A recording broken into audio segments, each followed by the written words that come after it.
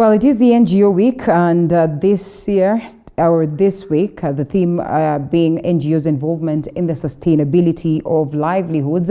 And so we take about 25 minutes of your time to get into this world of understanding just what do the NGOs do towards ensuring that there's that sustainability of livelihoods. On numerous occasions, we've had them being, pointed fingers at on how they're handling things, how they get involved in matters, politics or growth of a certain country or a nation. But equally, they have been celebrated because of the progress they've brought in terms of fighting for the rights of the people. And so that's what we'll be focusing on. And looking forward to that event that is scheduled to be broadcasted live on TV 47. We have a preamble discussion in regards to the same alongside Mutuma Nkanata, who's the executive director or the CEO of NGO Co-ordination board, to take us through what we expect for the day and what is the progress that has been made towards the help of sustainable livelihoods in the country, pushed or driven by the NGOs, and what next and what is said to be achieved and what are some of the obstacles that they face as a people. Thank you so much, sir, for finding time to be with us today. It would probably give yourself a proper introduction of the same, and then we proceed to the conversation. Thank you very much, Leader, for the warm welcome. Thank you. As you have said, my name is Mutuma Nkanata. I'm the CEO of NGO Co-ordination board. NGO Co-ordination board mandate is to facilitate and coordinate NGOs, both nationally and internationally in the country. We also do register NGOs. If you want to register an NGO, you come to our offices at Cooperative House, 15th floor.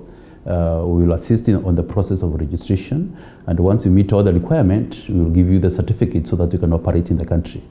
Apart from that, we also maintain that register of NGOs. We advise the government in terms of the policy direction of the NGOs, what are they doing. We also advise NGOs on the policy direction of government, what are the policy issues that the government would like NGOs to address. So we act as the link between government and NGO, and we also work closely with the NGO Council, which is a body that brings together various NGOs, for purposes of self-regulation. So in a nutshell, we work closely with the NGOs, with the sector. We want to ensure that there is growth of the NGOs in the country, and that's why this particular week we are celebrating NGOs, what we are referring as NGO Week. One of the things we want to do is to showcase what NGOs are doing in the country, what is their role, what is their contribution in development. We also want to launch our sector report, which is a mandatory requirement for us to do. The sector report captures the state of NGOs and their role in development in the country on annual basis. So for this one is for between 2019 and 2020. And we will also be launching our directory, NGOs directory this particular week. We will have a series of webinars to celebrate various things, the role of NGOs in terms of what have they done in terms of COVID-19, how have they complemented government efforts. We are also looking at the question of sustainability, how can they be sustainable in view of the fact that there is the donor support, particularly from the West. Yes. And the question of how can they work closely with the county governments. Yeah, that is what we are looking forward to. Incredible. And not to focus much on the negative, but just to take us back to 2018, where, was it 2018, 2017 there, where there were very many cases that were raised, or an alarm was raised in regards to the existence of numerous NGOs that were actually not registered in the country. As an entity, what is being done towards ensuring that we face off that scenario? And do you suppose then, as it stands today in the country, it's a clear picture, and we have the NGOs that are in existence, well registered and legit for that matter? Yeah, thank you for that very important question. At the moment, there were issues in the past in terms of the NGOs, whether they were properly registered. There were issues of the registration. Quite a number of NGOs were registered. We went to court with some. But at the moment, I want to assure you, we are trying to mend the fence, because what the approach of the government at the moment is that we want to engage them to understand what are the issues, why have they not complied with the law. and we help them to comply with the law. For us, that's how we see ourselves, as a facilitator, as someone a friendly approach to the sector. So our role more now is to ensure that all the NGOs comply with the law. We help them to grow, because once they grow, they create employment for the country. They complement government services. Like the last financial year, they contributed more than 160 billion Kenyan shillings to the economy, which was more than the money contributed by the tourism or even the tea sector. So we want government and the population to focus more on NGOs also as one of the key drivers of our Kenyan economy. So for us now, yes, there was antagonism in the past between ourselves and them, but now we have come to an understanding, and we had several meetings with them. Before the outbreak of COVID, we had held several meetings across the country with the sector, meeting them. We had a meeting in Mombasa where we met more than 150 NGOs. Okay. We had one in Kisumu where we met almost 200 representatives of NGOs. We had another one in Nairobi where we met more than 250. We had one in Nakuru, almost the same number. Just approximately how many are registered in the country? Since NGO board came into existence through an act of parliament in 1992, NGO Co-ordination Act, we have registered more than 11,000 NGOs. No conflict of interest? Definitely, it is very difficult to say whether there is conflict of interest, particularly on themselves. But what we know is that not all of them that are active. Quite a number are not active. All right. But there are a significant number of them are a bit active. But we understand the challenges that they face. Sometimes raising money, we have these young graduates who complete college, they don't have jobs. And they are told that if you register an NGO, you can easily get a job. They register an NGO. Unfortunately, they don't get money the first year, the second year, the third year. So those organizations are not active. But the others that are very active, like in the last 2-3 years, more than about 3,000 NGOs normally submit returns to us. Okay. So yes, we have a big database of NGOs, more than 11,000, but that doesn't mean that all of them are active. After how long would they then be rendered useless in the event that maybe they fail to be active for a long time? Yes, now we are in the process of cleaning our data. Okay. We are in the process of publishing all those NGOs that have been not submitting returns. We will give them notice. We will give them time to comply. If they don't, then we will definitely deregister them so that we can have a number that is active. Yes. All right. Speaking of these numerous numbers, then it's a clear indication that the role of the NGO is really important, not just in the country, but across the global fraternity. So then what is the role of NGO in the country? I know you've mentioned a couple of them in terms of driving the economy and so much. So what is this crucial role, especially when we look at the theme of this week's celebration? Thank you, Rita. Definitely, NGOs play a very significant role.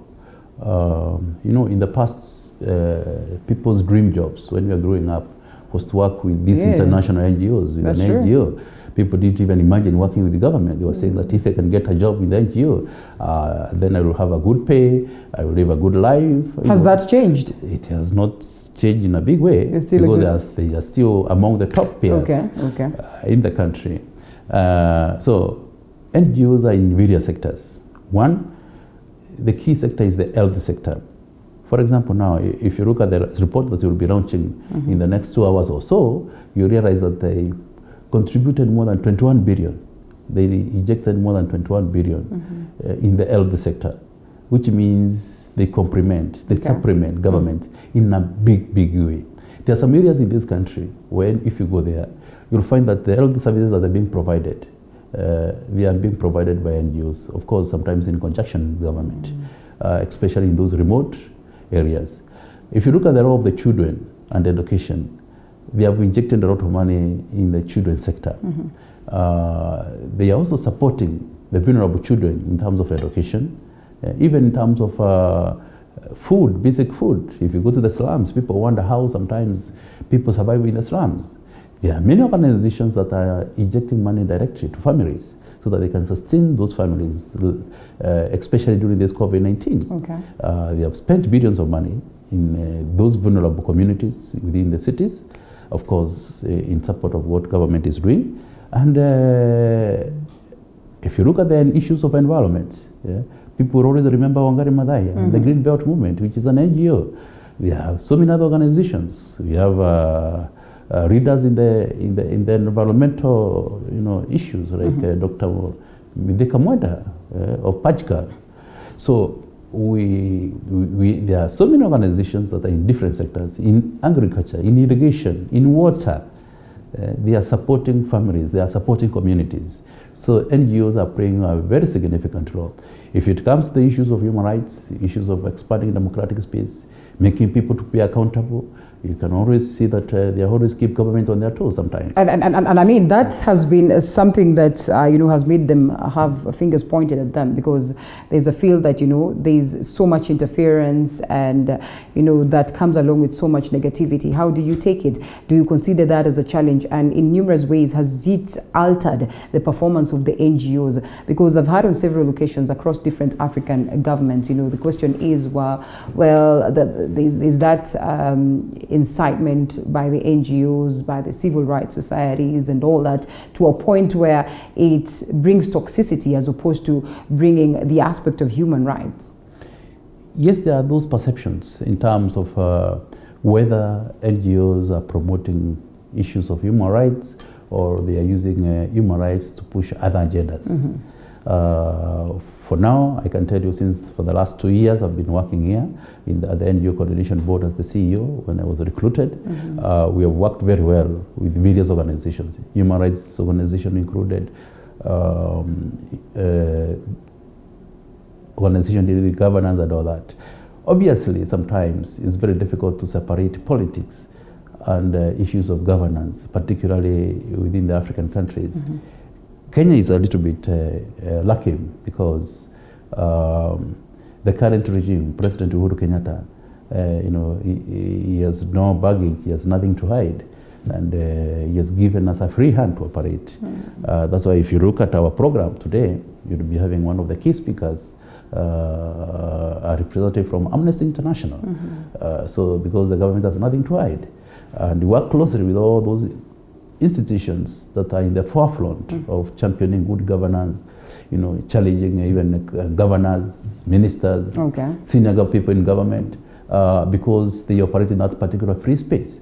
And the government has not, so long as they are operating within the law, so long as they are doing things in the right way. But of course, in quite a number of other African countries, we have seen people using organizations, including terrorists. They use NGOs to bring money in countries, to destabilize the countries. Yeah. So those are the things that government are looking at, so that we don't have bad elements who come and spoil the broth. Is that a challenge to the coordination board? Because then I'd want to assume, as much as you register NGOs, it is also incumbent upon you to equally just understand how, in what mode they're operating, whether they're genuine in the first place and all that. So you would not want to get any friction in existence between the board and the government. And so what is normally done towards ensuring that, as you clear these NGOs, then they are legit NGOs, will not be used to destabilize the state? I think that's an extremely important question, and one of the areas of focus. We launched our strategic plan last year, and one of the areas that we say that we will strengthen is the question of regulations and compliance with our regulations. We normally provide certain regulations. Once an NGO is registered, it's supposed to comply with certain things. They're supposed to submit to us annual returns, which they tell us what they have been doing that particular year, how much money they spent, what were the sources of money. If they change the offices, they tell us they have changed the offices. So we also sometimes go to visit those organizations to see what they are doing, whether they are working within the mandate they were given, because when you register, you say that you'll be operating in this particular area, dealing with these issues, working in these counties. So sometimes if you go outside that, then we will always ask you why, and that one will attract some consequences. Okay, achievements of the coordination board so far, and what would you pinpoint as one key thing that has been a driving factor towards strengthening, the relationship of NGOs, with the people and the government? One of the things that has been our driving force, something that has been motivating us, is when you look at the role that the NGOs have been playing in the country. They have contributed immensely in complementing government services, and which we really truly appreciate, and even the government appreciates that, and that's why they support them in terms of whatever they are doing. For the last 2 years I've been at the NGO Coordination Board. We have seen a lot of transformation of the board in terms of the way we do business. We didn't have a strategic plan. We have a strategic plan in place now. We are on the process of automating our services. We have mended our relationship with the sector. Now we are no longer antagonistic. They don't see us as enemies, or we see them as enemies. People who are not, are fighting government. We see each other now as stakeholders, as partners in driving the agenda of this country and supporting government agenda. So we can say that we have mended our relationship with the sector. We are working very closely, which means also the government now is working very closely with the sector. We are on the process of automating our services because one of the challenges that was facing is that everything was being done manually, up to date, but now we are almost finalizing our automation process. So we are very proud of what we have done. When you look back, we say that we have achieved a lot in terms of helping the sector grow. One of the challenges that we are seeing as we move forward is the question of sustainability of these organizations because of the dwindling support from external support. And part of the discussions that we are having this week is to ask ourselves, what else can we do as Kenyans also to support NGOs? We have serious corporate organizations that are making profits. We have big organizations like Safaricom, big banks, like Equity, KCB and all that. They make a lot of profit. There are individuals with a lot of money in this country. Now, we also want to tell them, no, it's time now also to share. Now that even COVID is killing people like that, it's time to reflect as individuals, as corporates, and say that whatever we have, it's not just for ourselves. Let's also share with others. That's true. Let's share with others. Let's see these corporates supporting NGOs in their programs. Those who are working in the rural areas, providing medicine, providing health services, providing education to people who could never have gone to school. Let's see, what can you do as a corporate? You have made billions, you have made millions. You don't just plow all the back the profits. Let's also share with people. You have seen there are people who are extremely rich in this country. They die with billions in their accounts. The children start fighting for the billions. Let them also share with the needy through NGOs. Well, good one right there. I hope this lands into the right ears. As we come to a close, and maybe before you tell us what to expect for the day, what to expect for the NGO week and all that, Fazul Mohammed resigned, and I know we don't want to get back into that, but then it was quite a controversial period for him. And on this one, picking it up from it, you say you have done so well, you are confident that so much is happening. What do we expect in the coming future? We are very optimistic. Our dream is to see that Kenya becomes the humanitarian city, not just of Africa, but of the world. We have created a very friendly environment for NGOs to be headquartered in Nairobi. And we have seen movements. NGOs are coming back. There are those who had decided to go to South Africa, others had decided to go to Ethiopia, others have decided to remain in Europe and the rest. Now they are saying that Kenya is a place to come and get an office, have staff, recruit our people locally, we create jobs. They come, they rent our houses, people will get some money, they'll go to buy maize, beans as food. We want to make Kenya the center of the humanitarian activities and the NGO sector in the world by providing that conducive environment for them to come and work, so that they see us as friends. Kenyans are very friendly people. Nairobi is a very lively and beautiful city with a very good environment and weather. That is what we want to market Kenya as. Secondly, we also want to see the growth of the sector. or we want to see NGOs that are started here growing to become also international NGOs. Just the way, you'll see the things like Plan International, World Vision, they were started somewhere. Let's also see the organizations that are started here growing to become international organization. Okay. That is our dream. We want to see more funding coming. We want to see them having more resources. Also generating their own resources, creating their own resources. That's the dream we have for them.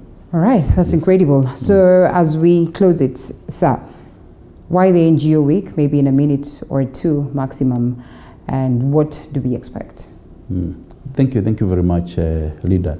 The reason why you are having NGO week is basically to celebrate NGOs and to showcase whatever they have been doing. Because many people don't understand the work of NGOs in the country. They just hear NGOs, these organizations, they don't know what they are doing. There are also many people who want to go to that area and they have never understood that sector well. So we want to showcase exactly what we are doing. Today we are planning to launch the sector report. We are also planning to launch the NGO week and to launch an NGOs directory. So that if you want to know how many NGOs are there, which is dealing with the world, their contacts and all that, we have a one-stop point. That is the NGO directory. That is what we will do today to launch that. Right. Then tomorrow we will have a series of, we will have a webinar on NGOs and the COVID-19. We will have some discussions. We have several organizations that will be having that. On Wednesday, we will have a webinar on the future of development of the role of the prophet and the charitable sector. And then on Thursday, we will be celebrating some champions, NGOs champions in the country. And then lastly on Friday, we will be having some talking on devolution. And then the other thing, leader, is that it's not only webinars and the activities are not only in Nairobi. We are also having activities in the regions. We have activities in Mombasa taking place, in Kisumu, in Eldoret, in Garissa. So we want to have activities across the country. Yes. All right, all the best, and we look forward to more progress in regards to that. The Executive Director of the Non-Governmental Organization Coordination Board, that is Mr. Mutuma Nkanata. Thank you so much for that, and we look forward to more. We watch out for this one. It begins today, you say? Yes. And it will be streaming live on TV47. You will be watching live on TV47. All right. Thank you so much. Yes, watch out for that right here. So make sure that you keep it TV47, the home of untold stories. We do not go without reminding you that the Judicial Service Commission is set to kick off the interviews for shortlisted candidates for the position of Chief Justice. And first to face the panel will be the Justice, will be Justice Chitembwe Said Juma. 10 candidates have been shortlisted for interviews that will last us this time around, and we'll be following up on that, and we get the updates just to make sure that you are well updated, even as we look forward to know who will be the next Chief Justice of the nation. We close it at that, and we say asante sana for keeping us company right from the word go. My name is Linda Alela. As you can see on screen, the pictures of the process that is set for the particular interviews, and like I have said, we'll be following up on the same. Asante sana once again, sir, as we look forward to see you again tomorrow. Bye-bye.